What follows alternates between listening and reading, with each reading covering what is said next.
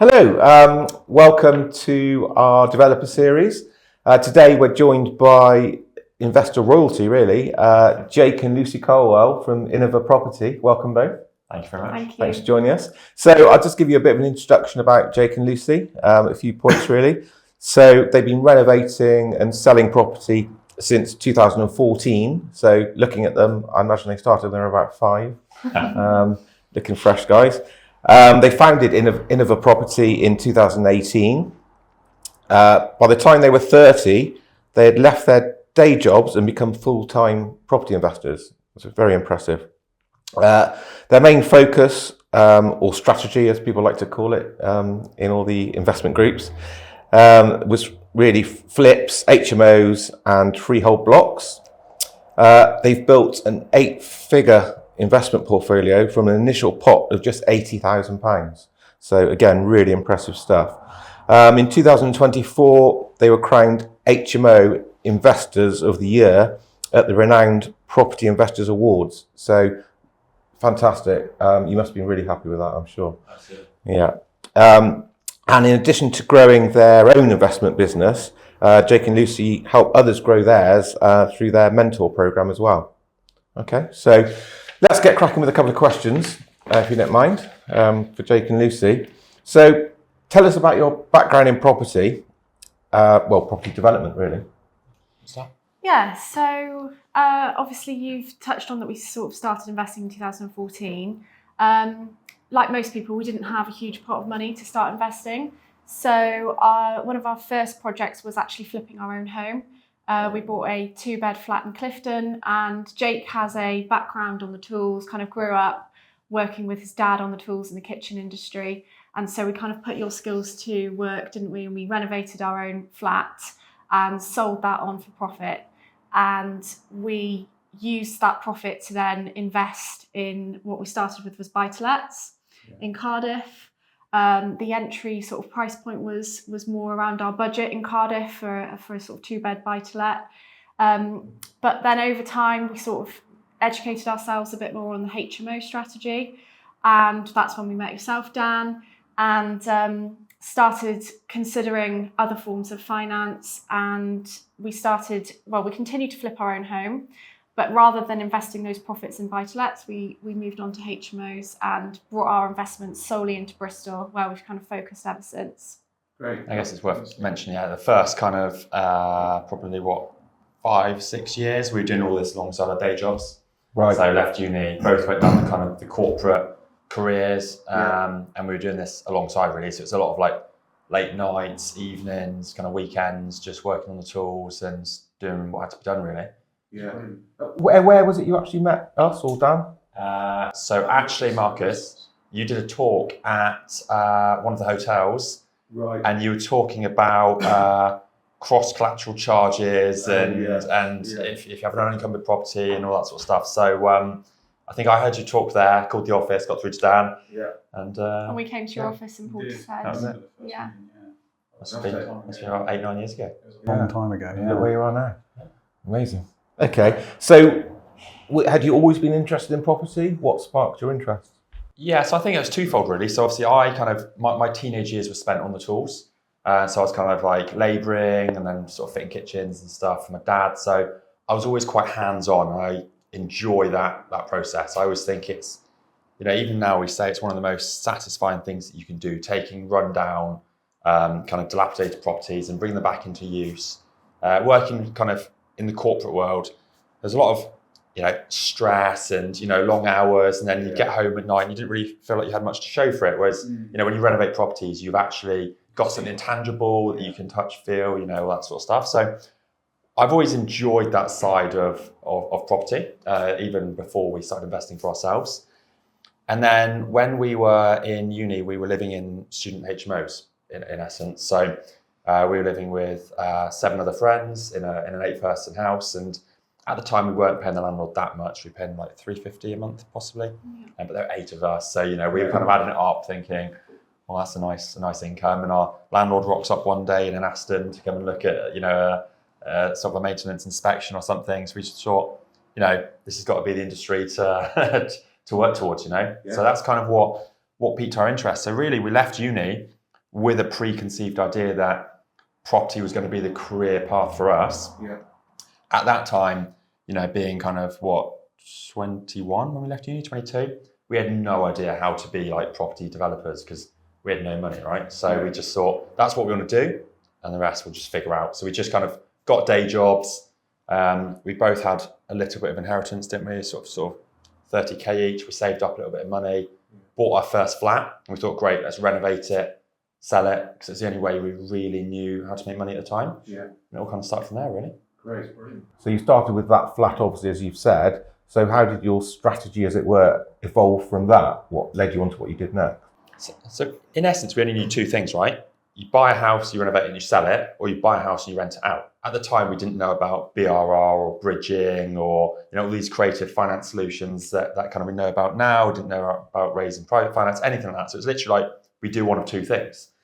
So we just started with the first one. I think at that time as well, because we were in corporate day jobs, and Jake actually spent a lot of time on the road because he had a regional role, so he did a lot of driving. So I think there was a couple of things. There was networking, where we sort of came across yourselves, and podcasts. And that was what kind of opened our eyes to other strategies and other ways of investing in property that we weren't aware of. Yeah. Was there a podcast that stood out or stands out to you now that you listen back It's to? always... So there's quite a few, to be honest. We take snippets from each. Yeah. It was probably Rob and Rob a lot back in the Initially, days. Rob and Rob, the Property Hub, the Property Hub podcast.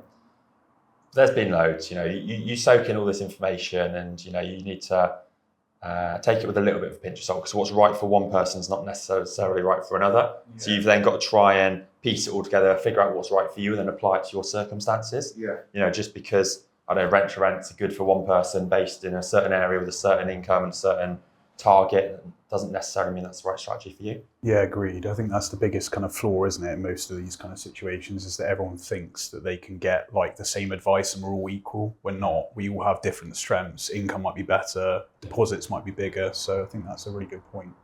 And in regards to property finance, what does it mean to you guys, helping you to achieve what you've achieved?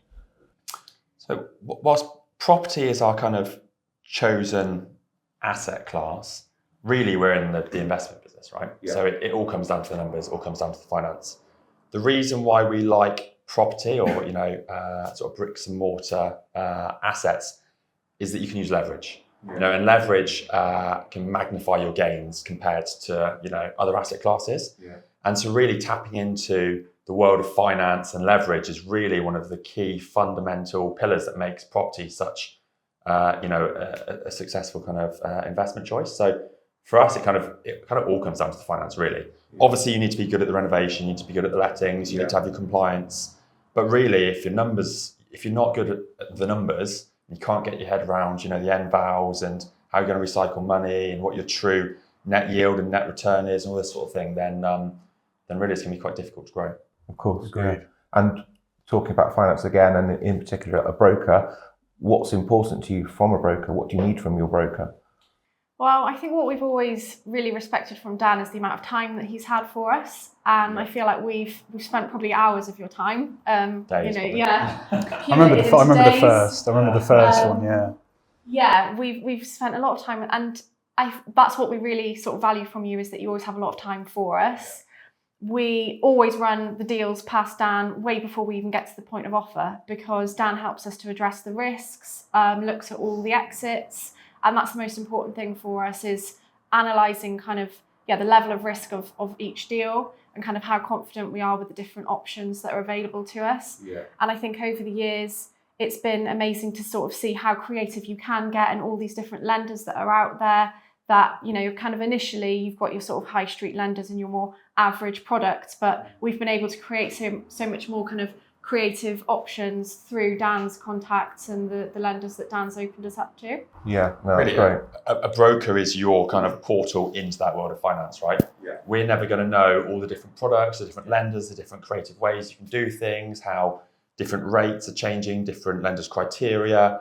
You can't be an expert of everything. So really what you need to be doing is partnering with people that are, so that then obviously you're kind of leveraging their skill set and experience, as well as leveraging the lender's cash. Yeah, absolutely. And interesting what you said, Lucy, then, that you speak to Dan before you've even offered on a property. And we always say to our clients, that's so important, because we could find issues with the property that a lender would find that you don't think is an issue, but it might be to a lender. So we say to all our sort of budding property investors, speak to us as soon as you can, and we can identify problems, but also, like you said, find exits to short-term finance, that sort of thing. Yeah, and it's a bit different for you guys because obviously you're very clued up on what you're doing now. So obviously it's generally a different dynamic now, isn't it? I mean, you come to the deal, you know kind of where you're going, the ins and the outs, you know what you want.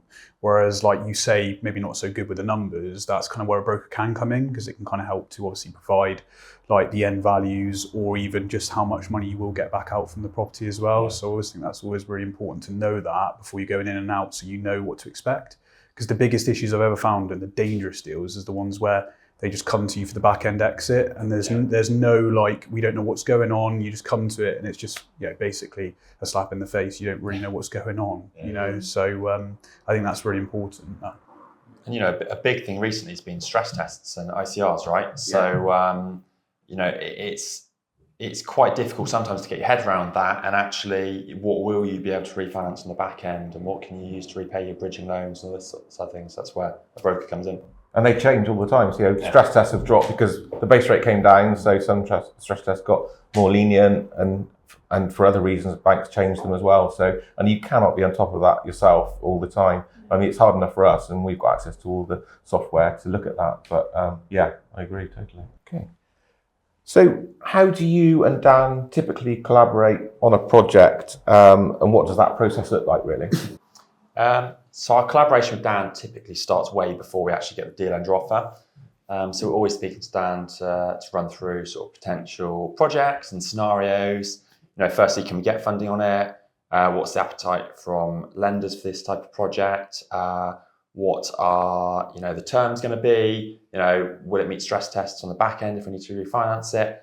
And sometimes those initial conversations are really valuable because actually they kill the deal up front, actually, which is good, right? Because you'd rather know up front before you put the offer in and spend loads of money on conveyancing. So that's kind of up front. Once we've got the offer accepted, we'll then kind of deep dive into a bit more detail. We'll fine tune our kind of approach, and then Dan will present the deal to the lenders. And then really from there, it's kind of just being quite proactive.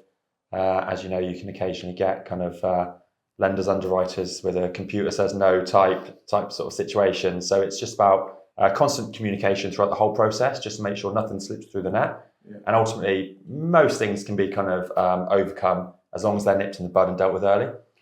What we find really useful as well is Dan and the team kind of keep the application in really good progress. So sometimes we find that you're more proactive than our solicitors in keeping that moving. And we always really appreciate your ability to just go straight to the lender and get an update and keep things moving at a good pace.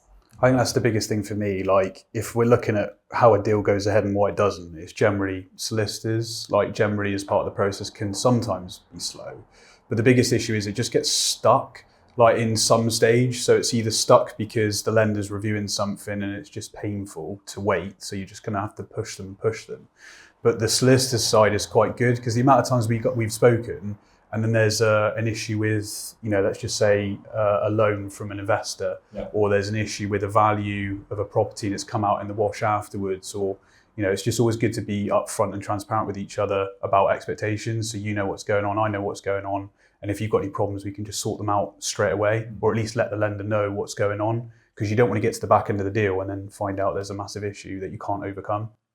I mean, how many challenges have we overcome on the one that's currently going on at the minute? It's been, like tennis back and forth, hasn't it? But it's only through your direct contact with the BDM and the underwriter that actually the lender's able to continuously kind of navigate and tweak their terms based on the feedback that you're giving them. If that direct contact wasn't there and it's just coming through a solicitor, they probably would have just said, no, it's not for us, doesn't suit our risk appetite. That's it. And that deal in particular has got like about 5 or 6 different avenues that we could end up even doing. So naturally, a lot of lenders would just give up. They just would not be bothered. They would just say, we can't do that. So that's definitely a very good example. Yeah, it's good to hear you said about the team. It's not just Dan, we've got a full team. We've purposely gone the route of having a lot of support staff. So we're quite unusual in the fact that we've got one admin per advisor. And that does allow us to communicate with you more. It allows Dan to do what he's doing with you guys. All that time you mentioned, he can do that. So yeah, really nice to hear that feedback as well. Yeah, definitely. So going on to projects, I think we were going to talk about a project that you've done, that Dan's obviously been involved with the finance. So can you tell us about that one that you're going to discuss and how it went and how Dan was involved as well? Yeah, so we were going to talk about a project in Filton. So we bought it as a 3-bed semi-detached house. I think it was a probate property. Yep. It already had quite a good size rear extension, so we could kind of see the potential to maximise the living space. And then we went and did a loft conversion as well to turn it into a 7-bedroom HMO. So I think we were going to talk about that project in particular. Yeah, brilliant. Yeah. Right, okay. So in terms of that, do you want me to kind of fill in, like in terms of the gaps and just go from there? Yeah. So I think the best way to kind of describe this deal is that it was a project that was going to be a HMO conversion, but there's a lot of challenges with a HMO conversion because you guys came to me with the plan. The plan originally was obviously to be a 7-bed or bigger if possible, which is kind of the same for a lot of your deals. You kind of obviously cherry pick the ones generally that are obviously going to be able to be a 7-bed or bigger. Ideally, that was the original plan anyway, wasn't it? Yeah. Back then. So with those deals in general, the biggest obstacle I found with them was that if you don't have planning prior to the application, which we know Bristol Council is going to be horrendous in terms of taking 9 to 12 months to actually get that planning permission, then it can be quite a challenge. So I think the biggest thing with that is that having a lender that could look at it from 2 ways. So we decided to look at it as a 6-bed as well as a 7-bed. And there was probably about 3 options I think we went through. There was a 6-bed option just standalone. So say we don't get any planning and you just go ahead on that basis. There was a 6 and a 7 combined using basically the 7-bed value of the works and including that in the 6-bed value of property, which is a bit of a negative in a way, because the negative to that side of the deal was that you don't get as much day one loan. So it's going to cut your day one loan net that you actually end up with, which is kind of a good thing and a bad thing. A good thing in the way that we knew that if you got planning, you've got the work facility there, so you don't have to faff around and try and come back to it. And then we had the 6-bed just standalone, should you get rejected quicker. And then we had the 7-bed if you got planning prior. And that was kind of the way we looked at it. The lenders we choose generally, that's kind of evolved over time, if I'm honest. Lenders always change policies. But the standard kind of scenario, and again, don't hold me to this in terms of obviously what you can get because everyone's different. But for this deal in particular, I believe it was 75% of the actual start value that we started at the purchase price, and then 100% of the works. Now, obviously, the thing that capped you guys back on the 75% on this deal was basically the works costs and the end value, because we could only use the 6-bed value, not the 7. So it would have been perfect. The day one loan would have increased by about 40 grand, I think it was, if we had got the planning prior, which would have been massive. But it's just whether you've got the time to wait and whether your vendor's got time to wait. The difficulty with this one in particular was, we submitted planning, it met planning policy. But you know what it's like with planning, you can know planning policy inside out and you can still be thrown a curveball. So we got our planning application, even though it was recommended for approval, it got pulled into committee by a disgruntled councillor. You know what it's like with HMOs, there's a lot of misconceptions, there's always a negative connotation around the word HMO. People assume they're going to be much worse than they actually are. So it got pulled into committee. What that meant was that the planning decision was going to then be delayed past the point of when we were required to complete. So it meant that we couldn't borrow as much day one. I think some of the added complexities of that deal was that this was in a part of Bristol that had an imminent Article 4 direction coming in. We had loads of other projects on the go at the same time, so our capital was spread quite thin across multiple sites. And so we also needed to find a lender that was comfortable with us using private finance to go towards our deposit in the deal, which just adds like another layer of complexity in here, because it's not even our money, there's a private investor involved, and we need to lend off this, and we wanted the commercial GDV, not the bricks and mortar GDV. So there's a lot of moving parts in that. Yeah, I think the biggest issue with a lot of people doing HMO conversions as well is they don't understand or appreciate that a lender generally would just use bricks and mortar value, especially if it's not a 7-bed plus, or with planning to allow for that. So that was one of the biggest challenges, as you say. But I think You guys are very good at navigating planning. Like that's one of the things that I've found with you that's different to other investors, like or other people that are involved in property, is that maybe they gloss over those things, whereas you guys have generally been quite good at that. You say that, but we just had a planning application approved yesterday that's been in planning for 4.5 years. So we're not that good. You still got it at Bristol. That's Cornish. You got it approved at the end of the day anyway. But like I say, like I think the biggest thing is there's always challenges with those things. And I think you had challenges with the sort of a semi-com deal you did as well in the past as well. So there's always obstacles and challenges. But I think the biggest thing for me is that as long as you're aware of what those are and you know what lender you're going to, so if you want commercial GDV, you're going for that kind of type of lender. And if you don't get the right valuer, I think that's evident, you're going to get less money day one. The net loan's going to decrease. Absolutely. The private finance, obviously that's a big thing because a lot of them want skin in the game. And if you don't have that, that can be problematic. So yeah, I think all of those were big challenges, but we overcome them. Just add a point there, because we talked about commercial valuations on properties that are less than 7 bed. Just to confirm, we can get commercial valuations on 5 bed HMOs. Usually they've got to have 3 or more, either bathrooms or en suites or both. But yeah, it is available. But like Dan said, most lenders are actually looking for 7 beds to be able to offer that. Yeah, and it's more the bridging lenders that I find that are actually more difficult with it, like to actually give the end value. So you're going to get maybe sometimes a slightly lower value than you actually end up with as well. There's also, commercial valuations are great in most scenarios, but actually in the south, we come across a lot of scenarios for ourselves and some of our mentees where actually the bricks and mortar valuations are comparable, if not sometimes higher. Yeah. And then you're probably going to get a cheaper rate, right? Yeah. Because the lender's not taking as much perceived risk. Yeah. So it's about knowing both types of valuation methodology that's available to you, and almost picking and choosing, and then matching that up to the lender that's going to give you that type of methodology.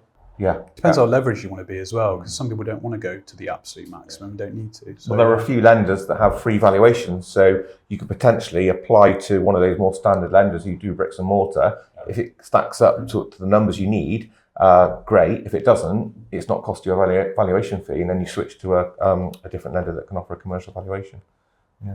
Brilliant. Okay. Actually on that project, going on to the build side of things, did you have issues on that as well, or was that quite nice and clean? The build, you always have some, I guess, confrontation, frosty neighbours. The neighbours. We did have some challenging neighbours at that property, didn't we? So we can understand it from the neighbour's point of view. Somebody buys a house next door to someone on their street. The next thing they see is a planning application going in for a 7-person HMO. Most people are not in the industry that we're in. They don't see the standard of accommodation that we provide, and all of our peers do. So they have a very negative connotation. So a lot of objections. When I went to that committee meeting, I had to stand up in front of the councillors and the planning committee, and the neighbours were there, and they made an argument why it should be refused, and then I had to stand up and make an argument why it should be approved. And so there was quite a lot of kind of animosity, I guess, with the neighbours initially. We're quite proud of our kind of approach with the neighbours. We always do like a little bit of work for them. We always win them around. We show them around the house once it's finished, and everybody was blown away. So we've now got great rapport with all the neighbours. They even bought us a present when our son was born, which was midway through that project. So yeah, we had a little bit of a tough start on the street, let's say, but we won them all around in the end. I think it's the name, isn't it? Like the name HMO always kind of makes a neighbour feel very uneasy. It's a shared house, they wouldn't. They wouldn't care. But I must say, and if you get a chance to look at some of the projects Jake and Lucy have done, and for property, look it up. They're amazing. The finishes you do, it's better. I'd say like a hotel, but it's better than a hotel. Better, it is, honestly, it's fantastic. Space. So I would recommend people looking at those. Yeah, from the experiences of being at uni as well, and the dives that I stayed in, it was crazy in comparison to kind of this new breed. It's funny because like in the last 5-7 years, like the actual standard of the top end HMOs in Bristol it's just different level now, like compared to what it was like sort of 5-10 years ago. When we first sort of became inspired by HMOs, there was only really a handful of people that we were sort of following on social media that were doing these really high-end HMOs, and they tended to be more up north. So we felt like we were quite, on the front foot in Bristol with this, but now it's such, it's almost the norm to provide really high-end accommodation now as like sort of new investors. So it's definitely evolved and changed over the years. But we do pride ourselves in doing like high-end accommodation, and with that we also self-manage all of our properties ourselves. So we meet any prospective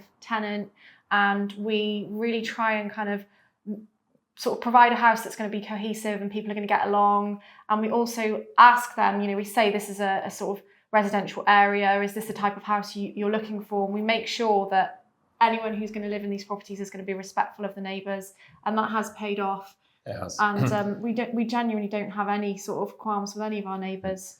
I think going back to the point of the standards increasing, we can only see that just increasing further and further. Right. So as the market's becoming a bit more saturated and the standards are improving, what you're seeing is people having to just push the boundaries further and further in order to be competitive in their local market. Yeah. Because there was a point in time, maybe 3 years ago, where you just could not build HMO rooms quick enough. You know, you could finish any size HMO at any time of the year and fill it within, you know, a week. Yeah. At one point, we listed a single HMO room. We had 113 inquiries within 24 hours. And it was just mad. It's not good in any market to have that level of supply demand imbalance. Yeah. But I think very much that kind of supply demand imbalance has actually almost, you know, gone the other way now, and there are more rooms available than there are tenants looking. So now what people are doing is they're having to compete on spec, compete on price, potentially compete on location. You know, that's why it's really important to buy the right property in the right area and get your price point and your spec right.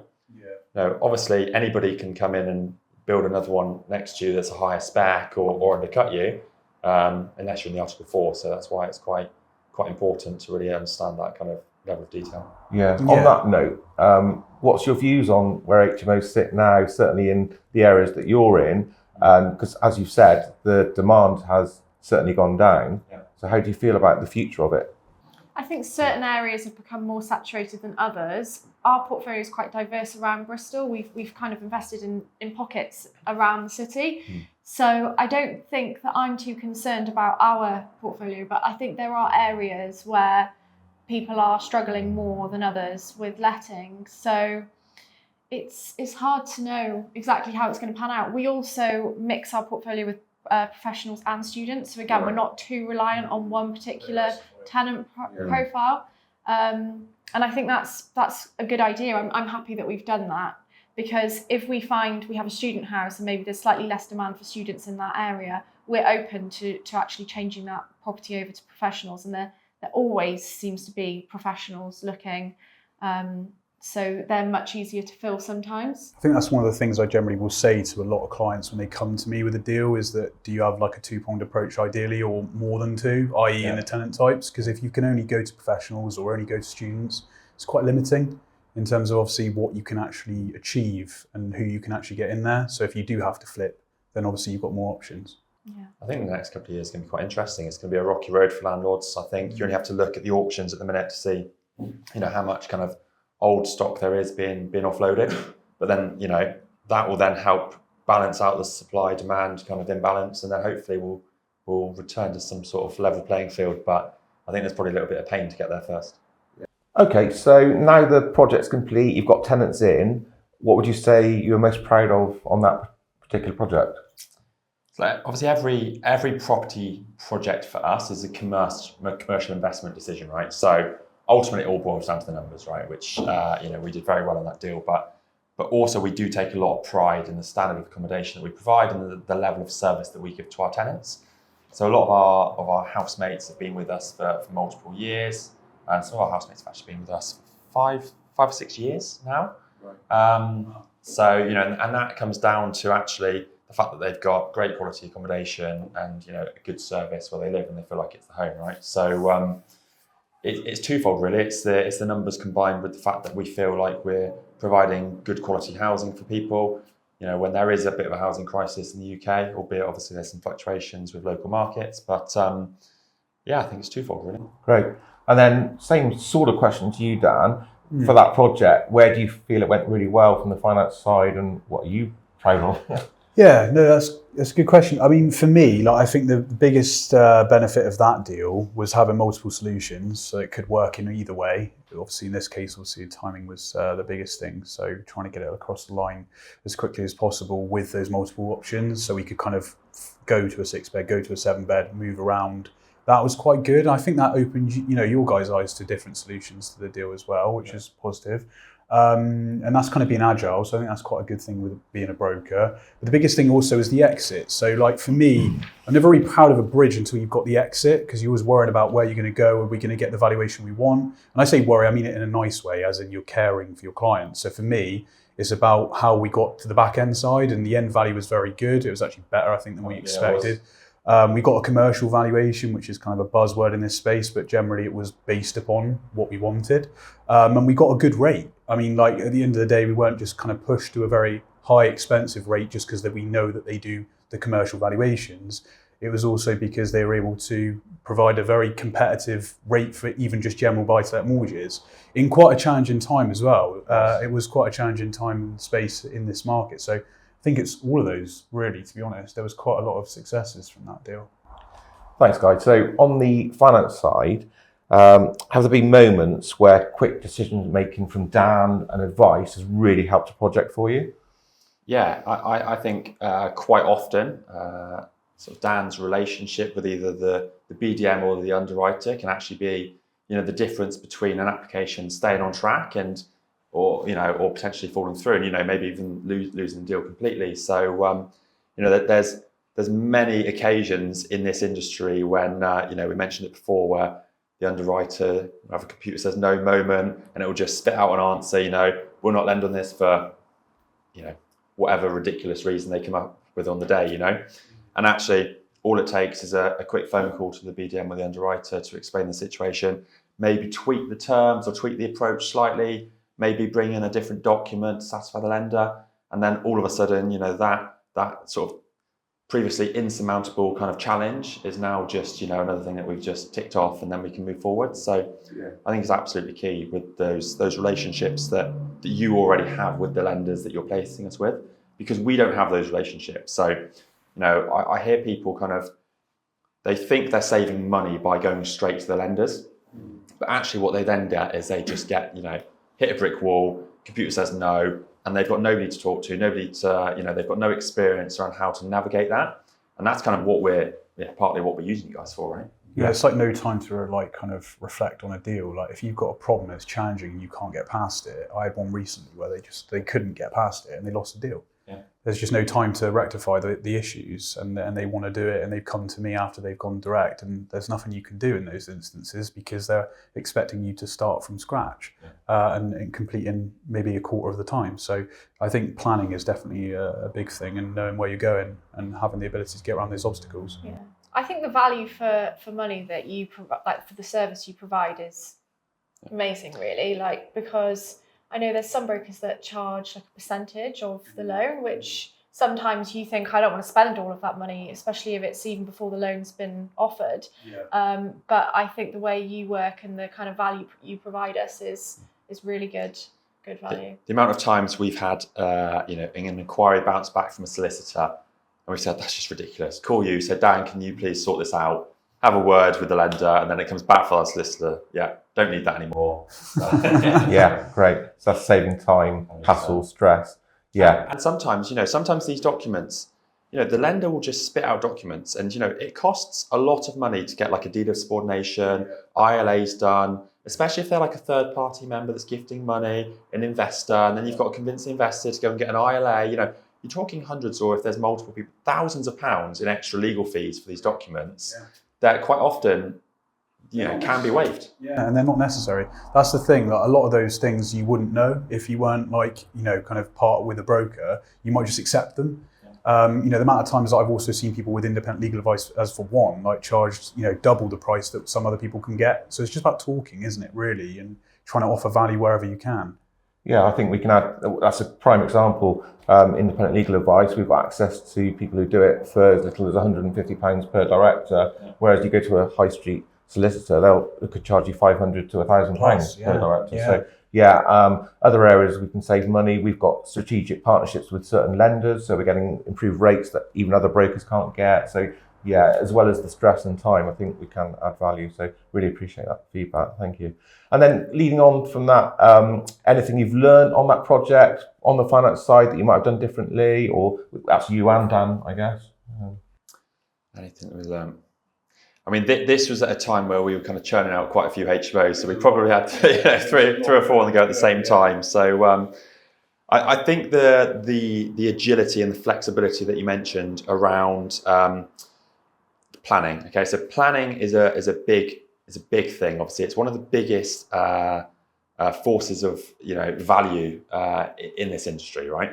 Yeah. But it's never guaranteed. So it's trying to find or work with lenders who understand that complexity and are willing to kind of take a view on it. Yeah. I think is really, really important, because otherwise all you're really doing is you're just lending on the bricks and mortar asset that you're buying, and you're getting no uplift or kind of creative ways to finance it. So you're not really leveraging your finance at all. So I think that's a big one, is just that kind of creativeness. Yeah. For me, like, improvements is like a constant with a broker. Like, you kind of can rest on your laurels a little bit, like you could with some lenders, like we did with a certain few. Yeah. But I think the one thing that it's shown is that actually going to other lenders is also very important. So like, the market evolves. And one thing I learned on that deal is that company wasn't necessarily as good as maybe others could be. And that's kind of evident in the fact that I think that other companies can now be just as agile, just as important. But that was a turning curve at that time, because there was very few lenders at that point that wanted to use the commercial valuation on the bridge, if you remember. And I think that is starting to change in a good way. And that's one of the things I think is quite good from that deal that I learned quite a lot, is that there's definitely better alternatives or other alternatives, so we don't have to just go with what they want. Yeah. Because the thing is with that space is that you can be very hostile to the actual, held hostage, if you like, actually, to the actual bridging firm, because there's very little kind of demand for that kind of business to use the proper commercial value to help you get a higher net day one loan. I think that was the biggest thing for me, that I found that there was a lot of other lenders that could help us in different ways. Yeah. Okay, great.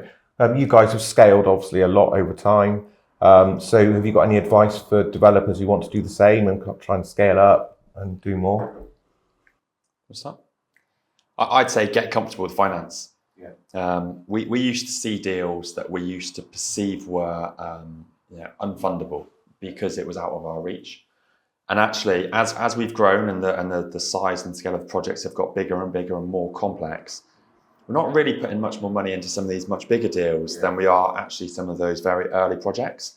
And it's all because of the creative ways that we're structuring them, the finance, maybe the planning uplift, maybe it's a title split opportunity, maybe it's bought below market value. There are so many different ways that you can creatively leverage the cash that you've got and make it go further. So I think get your head around the finance, what's available, and then I think it'll open a world of different kind of opportunities to you.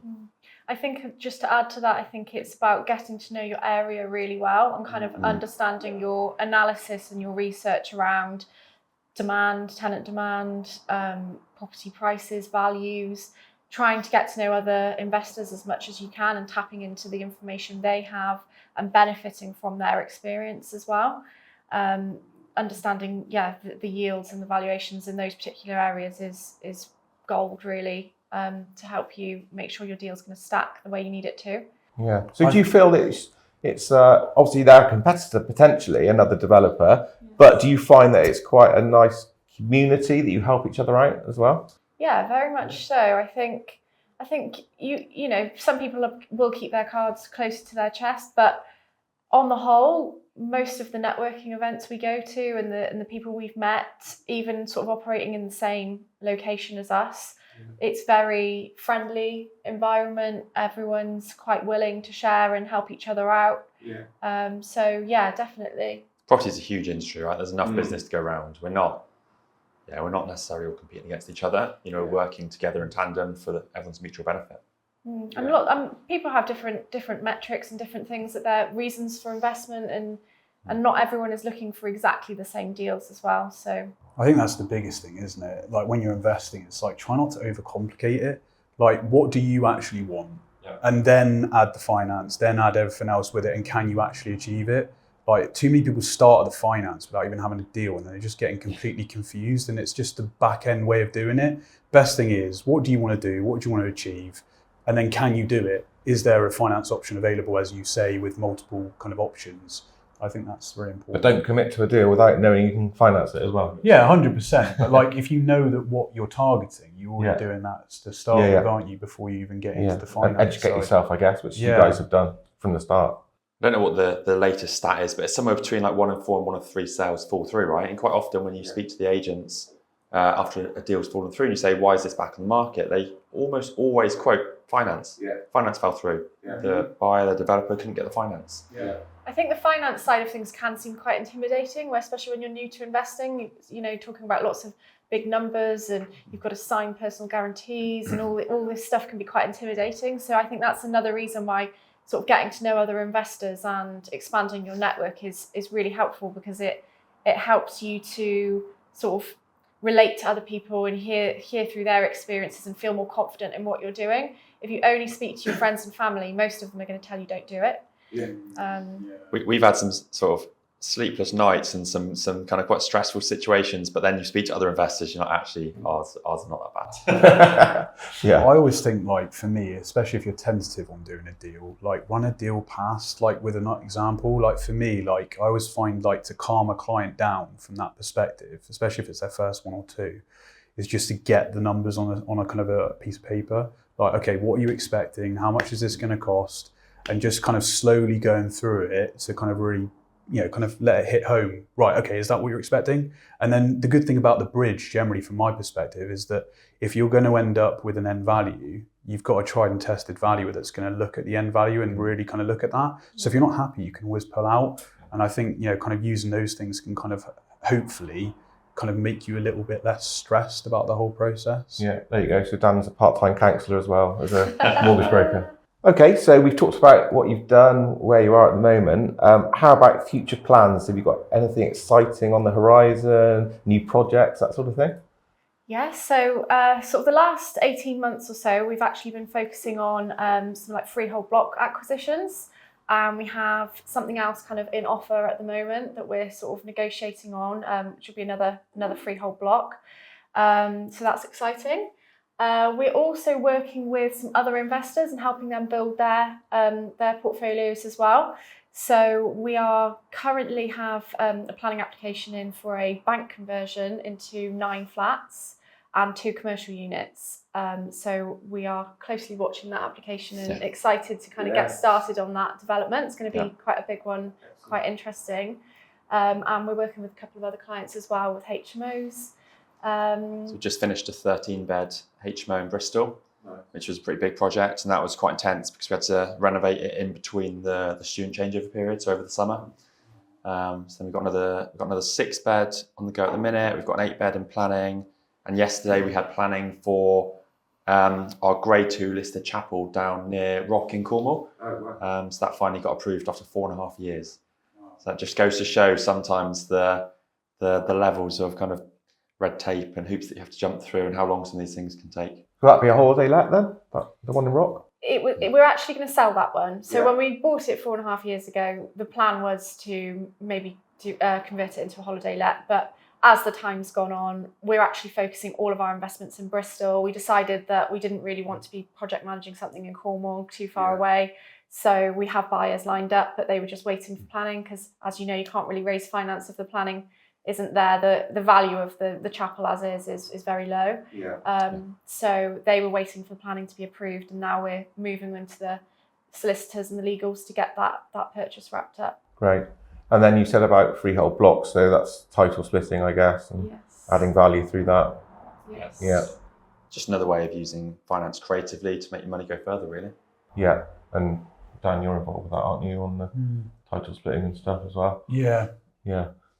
So from your point of view, Dan, on the finance side, anything exciting that you feel is coming into the market, maybe? I think more lenders are doing more complicated things and they're having to, because there's a lot more competition. I feel like there's more lenders than there ever has been that are in this space, and I think that's really good for this market. definitely great for creative things like the title splits. Seeing more lenders lending a lot more than they ever were before, which might not be great for them, but it's great for us. And the same for like HMOs. Like more lenders are willing to do more challenging things, more willing to do sort of second charges, more desktop valuations, quicker lenders as well. I feel like it's kind of gone back to the way it should have been. Like with some bridging lenders, if you've got a bigger deposit, you can get it completed. I had a deal complete in a week the other day, which is crazy for this space, to be honest, at the moment. So, do you think that's because volumes are down, that they have more capacity? It's after just COVID, the market went crazy, right? And everyone was swamped and lead times went through the roof. Do you think? I think that's it, but I think it's the direction of the lender. When they become very kind of bank, they're almost like registered like as like banks, they end up almost becoming like very kind of just challenging to deal with, because they kind of go by a system-based approach. Whereas if you've got like someone that can do a desktop valuation and then can just chuck it into their legals like straight away, you've already bypassed it, and they've already looked at the deal in one day, they've underwritten it one day, actually just spent one day on it, and then it's just gone back to old school.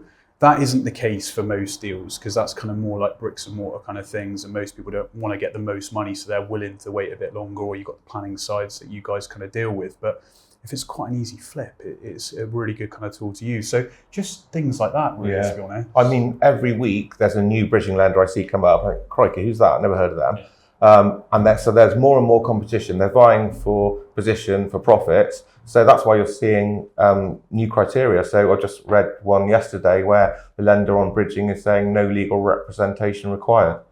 Wow. That's going to speed things up, that's really for sure, good, isn't it? No surveys required, so they're lending. Presumably their rates extortionate to cover the risk, the extra risk. There's going to be things that offset, but even with that, and it could be right for the project that you're looking at. So it's horses for courses. But the great thing is, because we are independent, we can shop around and quote what's available on the market, and you as the investor can decide what's best for you as well. Yeah, and just everything's kind of changing generally as a perspective. Like for me, like the biggest thing is keeping up to date, making sure that obviously you're up to date with the lender's policies. But the good thing as well is rates haven't really moved for ages, and now all of a sudden they seem to be getting more competitive in bridging space. I found like that in commercial mortgages never really moved, even when like kind of rates were coming down. Whereas now that does seem to be happening, which is a really good kind of thing to have as well. Yeah, I mean, you've got rates from 0.55% a month really on bridging. The exits, now lenders are going back up to 85% on loan to value on an HMO deal or buy-to-let deal. You've got bridges, standard bridging up to 90% loan to value, all these things. It's great for the market, great for investors. So yeah, lots of positivity, I would say. Okay, thanks guys. So in these modern times, everyone's talking about AI. Do you incorporate that into your business at all? Yeah, not massively, but we use AI for sort of note-taking when we have Zoom meetings. And we also use ChatGPT quite regularly just to kind of summarize things and help us bring different resources of information together and help us kind of like demonstrate or display that in a concise way. It's mainly due diligence and fact finding, really. It's no substitute. You can't really make financial decisions based off it, but it helps you get to the right decision quicker. And sometimes helps us to figure out the right questions to ask our legal team or our finance team. So yeah, we definitely use that in our business. Yeah, great. I mean, I think we're maybe slightly similar. We certainly use it for things like marketing side of the business. You can't replace the advice we give with the advisors we've got. There's too many variations, and we wouldn't rely on AI for that. Whether it comes in the future, I don't know, but certainly at the moment there's too many nuances in the type of finance that we offer. But I'm sure things will change going forward. Yeah, I think the sourcing platforms are changing, aren't they? I mean, that's one thing that is being helped, I think, by like AI, is that like a lot of these kind of companies are now offering ability to kind of compare rates a bit more easily than before, and it's easier to kind of see everyone a bit more visible. So I guess that's probably the one thing I'd be looking forward to seeing. But yeah, that's definitely helpful. But it doesn't replace human-to-human contact. Right. Okay. Yeah, I think now we've got a bit of a quick fire round for you guys. So I think Dan's going to actually ask you those. So I'll hand over to Dan. Cheers guys. Yeah, so just a couple of quick questions. Obviously answer as you see fit, but it is quick fire. So if you want to elaborate, you can. But generally, We're just going to ask a few. So with your buy-to-lets, what do you prefer? Do you prefer HMOs? Do you prefer multi-unit blocks or single lets? Easy, HMOs. HMOs, yeah, definitely. Easy one. Good answer. In terms of properties, I think I already know the answer to this, but do you guys like to refurb a property? Would you prefer a new build if you're going to live in it? Refurb all day. every time. Less risk. Just for the character and stuff, yeah? And the character, but yeah, less risk as well in conversions and refurbs as opposed to new builds. You can add value as well, can't you, I guess, which is a bit more difficult with new Yeah. build. Cash flow or capital growth or a combination? We like a combination, definitely, but cash flow in the here and now. If you could only have one, it'd have to be cash flow, Yeah. but in an ideal world, you want to have your cake and eat it, right? Yeah, of course. Yeah, of course. Yeah. That's like a good answer. In terms of what you find is the toughest thing in property? Planning. Probably planning. Planning is just slow. outside your control. and Nothing you can do about it. Moving parts. So- So definitely the planning. At times, I would say lenders, but right now, planning. What would you, Not brokers, let's clarify. what would you say, Marcus, the hardest thing for you? In finance? Yeah. Solicitors, probably. If we're talking about speed, it gets frustrating.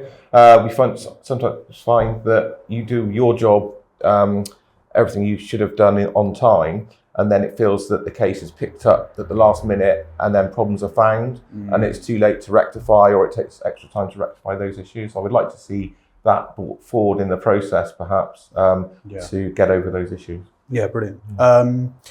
Best thing you guys find about investing in properties? Say freedom, time Yeah. freedom, being able to work for ourselves. That's why we got into this industry in the first place, wasn't it? To be our own bosses and not be Yeah. tied down to a 9 to 5 office job. Don't get me wrong, we work probably more than the average I'd person, say but we on our work terms. longer. We do work more, but we have the flexibility to do things as and when we want to. So we can move our day around. We can work into the evening and have a morning off if we need to. So definitely Work across the that. board if we don't have Not too having many to projects answer to on. anyone else. Yeah. I think that's the key. People often say, "Oh, I want to be self-employed or run my own business because I want to have lots of free time." But as you've said there, you're probably working a lot more hours than you do in an employed role. It's just you can be flexible with when you do those hours. That's all. And I think if you don't work that hard still, you're just generally not going to end up where you want to end up either. So it's like almost like a common misconception. They want passive income, but they don't want to do anything. But it's a combination, isn't I it? genuinely don't think passive income exists. I would call it recurring income in property. Property is almost like the ultimate subscription model, right? You know, the rents are your subscribers, but if you don't keep your subscribers, your customers happy, your tenants, your housemates happy, they just leave, and then you have voids, and then obviously your income goes down. So you have to work hard for it. It's not passive in the slightest. You know, only last night I was, driving back from one project, get a call, boiler's gone down, swing into this one, toilet's leaking at another project. You know, we are constantly just fielding calls, maintaining kind of properties. So it's not passive. I think it's a good thing to make investors aware of that, because I think that's one of the biggest things they don't understand. So yeah, definitely. Best thing about working with with each other? Do you love it? Do you hate it? Or, Yeah, I think we've found a really good rhythm with it now. I think when we first started working together, there was a lot more challenges, but now I think we bounce off each other really well. I think we usually come to the best conclusion. We always agree. So sometimes we'll have differing views, but we find a middle ground, and we always usually agree we came to the right decision because of that. In hindsight, the middle ground is usually the best option. Usually I want to go one way, Lucy wants to go the other, and then we settle in the middle, and then actually when we look back, we're like, actually, either one of us might have made the wrong decision. I think it's quite good to have different opinions though, isn't it? You don't want to be the same, otherwise it would be kind of a bit boring, and there might be a mistake that you both make, whereas one of you might not. And because we're sort of partners, there's no holding back. You just say it exactly as you think. That's good. So That's true. You can be more honest, can't you, I Yeah. guess, about everything. Our business meetings aren't always the most professional, though. Well, that's good though. I think that's probably better, to be honest. At least they're more enjoyable. What's the, actually, this is probably a better way of phrasing it.